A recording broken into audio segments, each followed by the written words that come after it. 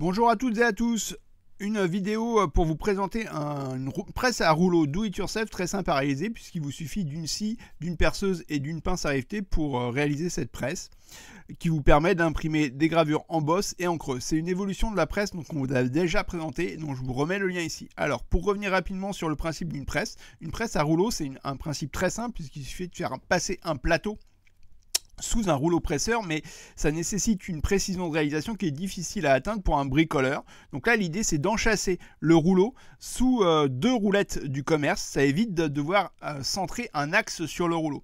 Pour la pression, elle est réalisée par une tige filetée. Et donc, pour faire avancer le plateau, là, l'idée, c'est d'enrouler dans deux sens des sangles. Donc, pour pouvoir faire le plateau aller à droite ou à gauche.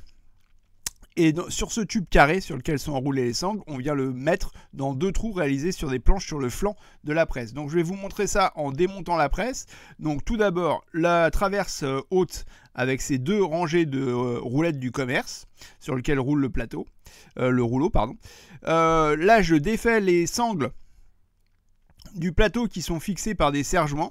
Ça va nous permettre de voir la tige, le tube carré sur lequel est riveté les sangles, et ce tube carré tourne par cette manivelle dans les deux trous des planches du flanc.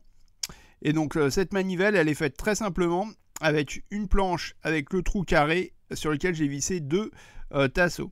Alors les sangles sont enroulées autour du tube carré, donc j'ai mis 4 sangles pour chaque côté, donc enroulées dans les deux sens différents en alternant plus ou moins. Donc là, je vais mettre le plateau. Donc là, c'est l'étape un peu délicate. On va venir fixer les sangles sur le plateau à l'aide des serre-joints.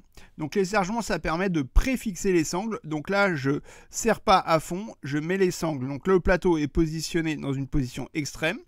Je mets les sangles qui sont enroulées à fond et je viens là faire le réglage du plateau. Puisque du coup, il faut que les sangles soient bien toutes parfaitement à la même distance et à la même tension pour que le plateau avance bien droit. Donc là, si le plateau avance pas droit, ça veut dire qu'il y a une sangle qui est plus tendue qu'une autre. Et donc, il faut venir corriger le serrage des serre-joints. Donc là, on voit que ça avance à peu près de façon rectiligne. Là, avec une vue du dessous. Donc là, c'est les sangles du devant qui tirent le plateau et qui le font avancer vers l'arrière. Et là, quand je vais aller dans l'autre sens, on va voir que c'est les sangles à l'arrière-plan qu'on ne voit pas, là, qui tendent et qui font avancer le plateau vers nous. Et on voit les sangles de notre côté qui se détendent.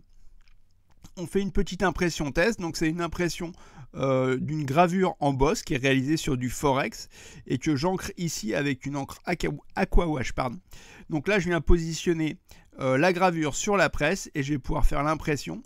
Donc je positionne la feuille qui est un petit papier japon que je mets. Alors là, je ne vous ai pas parlé de la pression, mais on avait vu ça dans la précédente vidéo. La pression, on l'a fait en serrant les écrous au niveau des tiges filetées. Donc un double passage. Là, on va pouvoir découvrir la gravure.